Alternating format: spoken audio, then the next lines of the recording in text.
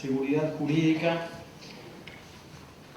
interesa sobremanera en este ámbito, me refiero al ámbito de la República Argentina. Están presentes hoy no solamente colegas abogados, sino también colegas profesores. Han viajado la doctora Nussbaum y los doctores Matilla y Marchiose desde otros colegios de abogados. Y estamos todos escuchando con atención hasta ahora lo que nos informaba el doctor Luchini Guastalla. En el desarrollo de esta brevísima charla que voy a dar, quiero hacer alguna mención sobre algunas de las consideraciones hechas por Emanuel para demostrar cuáles son las claras diferencias que nos aíslan de aquellas cuestiones que preocupan en su tierra. Pero en principio tengo que referirme a cuál es el contexto jurídico en el que debiéramos desenvolvernos los argentinos. Me corresponde hablar de los límites de la facultad de los jueces en la interpretación de la ley. Cuando hablamos de facultad, nos estamos refiriendo a aquella acepción del diccionario de la lengua española que ve en facultad no una opción, sino un poder, un deber. Los jueces deben interpretar la ley, es el deber, y para eso la Constitución Nacional, a través del artículo 116, los faculta. Para cumplir esto, en la medida que la misma norma, el mismo cuerpo legislativo, que es la Constitución, indica como límites, fundamentalmente a través de los artículos 16, 17, 18 y 19. Estos son los que todos conocemos y nos dicen que nadie puede ser condenado si no es basado en una ley anterior al hecho del proceso, que nadie está obligado a un servicio si no es por sentencia fundada en ley, que nadie está prohibido de lo que la ley no prohíbe, nadie está obligado a lo que la ley no obliga. Y todo esto crea, así el Estado crea un ámbito de vida jurídica donde todos los habitantes de este territorio debemos desenvolvernos con la certeza de cuál es la consecuencia jurídica de nuestros actos. Indudablemente todo esto está garantizado a través de la norma de máxima jerarquía que reconoce nuestra legislación y que por otra parte normas inferiores respetan plenamente. Así, el artículo 399 del Código Procesal en lo penal de la Nación establece como regla que hace a la validez y existencia de toda sentencia de la materia la invocación de las disposiciones legales en que se funda la condena. Y el artículo 34 del Código de Rito, del Código Procesal Civil y Comercial de la Nación, impone como deber del juez fundar las sentencias respetando la jerarquía de las normas vigentes, provocando que lo resuelto sea derivación razonada de ellas con referencia a las circunstancias del caso. La omisión trae aparejada la nulidad del acto. La imposición legal que resulta de las normas alegadas armonizan con lo que expresan los artículos primero, segundo, tercero, 16 y 17 del Código Civil. Es decir, la ley es obligatoria para todos luego de haber sido publicada, de que se haya cumplido el tiempo necesario para su entrada en vigencia y nunca tendrá efecto retroactivo, salvo que expresamente así lo disponga. La ley civil, por supuesto, la ley penal no, siempre y cuando sea más beneficiosa para la persona a la cual se está juzgando. Todo este contexto jurídico, como les decía, nos garantizaría que tengamos la certeza de que nuestras conductas van a ser juzgadas a la luz de las normas que imperan y que han cumplido con el proceso legalmente establecido previamente a la realización de nuestros actos. Sin embargo, podríamos citar, y para citar algunas cuestiones que no puedan interpretarse como tendenciosas, cuestiones que no tienen relación con el ámbito político propiamente dicho. Por ejemplo, la Corte Suprema de Justicia de la Nación sostuvo tradicionalmente la doctrina de que no era factible aceptar la posibilidad de que existiese una relación laboral entre cónyuges.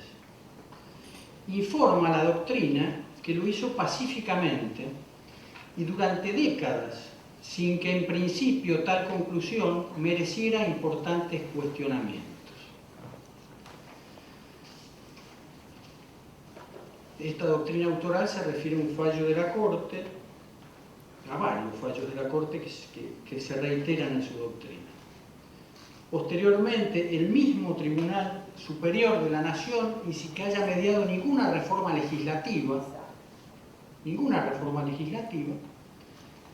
resolvió que en la legislación vigente no existe prohibición genérica de contratar entre cónyuges, ni específica de celebrar contrato de trabajo, y por ende, estos son plenamente válidos y producen todas sus consecuencias jurídicas. Resulta difícil entender esto luego de haber hecho referencia a cuál es la estructura legal que rige nuestro territorio. Podríamos citar un sinnúmero de casos. Recientemente, una sala de la Cámara Civil de la Nación estableció que después de la separación de hecho, ninguno de los cónyuges tiene derecho a participar sobre los bienes gananciales adquiridos por el otro. Esto no está previsto en ninguna ley. El voto del fallo al que hago referencia menciona que en realidad existen bienes gananciales anómalos y otro tipo de bienes gananciales en una clasificación que la ley no nos proporciona. La proporciona tan solo la voluntad del juzgador. Resuelve en contra de la doctrina de un plenario del mismo fuero que dice que luego de la separación de hecho, el inocente de tal separación conserva los derechos propios de la inocencia, por lo tanto conserva los derechos a la ganancialidad. Ni el plenario, ni ninguna norma del Código, ni de ninguna ley que complemente al Código hacen referencia a tal clasificación de gananciales, dividiendo aquellos anómalos en los cuales no se participa. Pero sin embargo se juzgó así, y el haber juzgado así implica que el juez ha creado una norma. La ha creado y la ha considerado exigible, ha calificado las consecuencias de las conductas de las partes más allá de lo que lo califica la ley. Podríamos mencionar muchos, no quiero machacar sobre este fallo porque podríamos mencionar otros donde se ha considerado que por más que la ley diga que es prueba suficiente el reconocimiento de los hechos, ello no debe ser así en todos los casos, y sin embargo el artículo 232 del Código Civil, que hace referencia a ello, no marca ninguna discriminación. Ya desde hace muchísimos años, en el Diccionario Razonado de Scriche, que al menos la edición con la que yo cuento es del año 1861, se indicaba como la cuarta regla de interpretación la imposibilidad de discriminar donde la norma jurídica no lo hace. Allá donde la norma jurídica establece una aplicación genérica, el intérprete no puede efectuar discriminación. Y esto lo conocemos todos, lo sabemos todos, pero toleramos todos que no se cumpla. ¿Por qué? porque no estoy haciéndole un cargo a la doctrina jurisprudencial. El mismo cargo se lo puedo hacer a la doctrina autoral. Cuando hacía referencia a los contratos entre cónyuges, el mismo autor nos menciona respecto de la autoría de algunos artículos donde se sostiene que la dependencia propia e indispensable que provoca el contrato de trabajo resulta discrepante con la condición conyugal. Y es cierto, o a lo mejor no lo es, pero no importa. El autor lo que puede indicar, según nos ilustraba Emanuel hace un rato, es que el estudioso atento puede relevar las anomalías y señalarlas a quienes las pueden corregir. Sin embargo, en lo que respecta a dichas cuestiones, nos decía el jurista italiano, permanece relegado al rango de mero espectador. ¿Qué quiere decir? Que el encargado de interpretar y aplicar la norma, en las medidas dispuestas por los artículos 116, 16, 17, 18, 19 y 31 de la Constitución Nacional, no puede modificarla. Interpretar no significa modificar. Interpretar significa desentrañar el exacto significado. Los jueces interpretan y aplican, pero según lo tiene dicho nuestro más alto tribunal de la nación, allá donde la letra de la ley es clara, la primer norma de interpretación es la letra de la ley. Y aunque el resultado sea injusto, y tal cual nos dice Emanuel, y tal cual nos dice la Corte Suprema de Justicia de la Nación, y tal cual nos dice Salvat, el juez puede advertir sobre el resultado de injusticia para que en el futuro los poderes colegisladores, que en nuestra estructura jurídica son el legislativo fundamentalmente y el ejecutivo a través de las funciones de veto y promulgación, lo corrijan. Pero para corregirlo deben proceder a cumplir con aquel proceso previamente establecido. Claro, resulta difícil poder armonizar lo que les estoy diciendo con algunas otras noticias. Nos decía también el jurista italiano Lucchini Guastalla sobre esa ansiedad del legislador italiano en poner en funcionamiento y en vigencia nuevas normas. El otro día un diario de la República Argentina, La Nación, informaba en su primera plana que la Cámara de Diputados de la Nación en el año 2005 sesionó en 11 oportunidades en sesiones ordinarias. Nos encontramos ante una grave dificultad. Esa seguridad jurídica que él ve como tan importante en el comercio y en el comercio internacional y en el interno que nos debe proveer el poder, uno de los poderes legisladores, aparentemente no funciona. Y ya sabemos que nuestro país no funcionó durante muchos años, en general como producto de otras circunstancias, es decir, como producto de que algunas personas sin legitimación debida se atribuían funciones que no les correspondían. Por eso no es distinto aquel que se excede en sus funciones ejercitando la que les corresponde a otro poder. Pero tampoco cumplimos nosotros el rol que nos corresponde si no indicamos que las deficiencias legales deben ser corregidas por la ley. Esto de ninguna manera quiere significar que los jueces no puedan interpretar la ley. Sí deben interpretar la ley, sí deben aplicarla. Sí es tan enorme la función del juez, que es lo que nos da seguridad. Pero eso debe ser hecho dentro del reglamento que está establecido, para que esa función nos permita vivir en ese ámbito de juricidad al que hacíamos referencia, no fuera de ese marco. Y para que ello ocurra, y en el ámbito civil, en el ámbito del derecho privado, Nuestras leyes nos proporcionan el método, el sistema y la subsidiariedad. Es decir, en primer término, la ley rige para el futuro. Si nosotros no tenemos una ley que prevea la cuestión a resolver, tenemos la solución, ya que los jueces pueden subsidiariamente acudir a la analogía.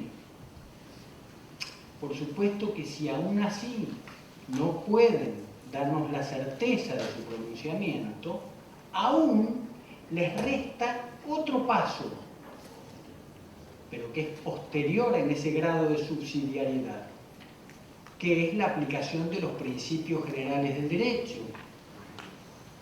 Nunca la costumbre, salvo que una ley haga referencia a esa costumbre o cuando no hay ninguna norma que pueda resolver la cuestión, que trate sobre ella. Ese es el sistema establecido, ese es el sistema establecido en la Constitución, eso es lo constitucional.